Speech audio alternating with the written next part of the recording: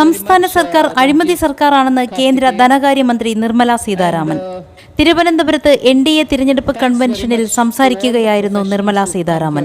കേരളത്തിന്റെ സാമ്പത്തിക കടമെടുപ്പിനെ വിമർശിച്ച് കേന്ദ്ര ധനമന്ത്രി. കേരളത്തിന്റെ സാമ്പത്തിക മാനേജ്മെന്റ് പരാജയമാണെന്നും കടമെടുക്കുന്നതിൽ പരിധിയുണ്ടെന്നും നിർമ്മല സീതാരാമൻ കുറ്റപ്പെടുത്തി.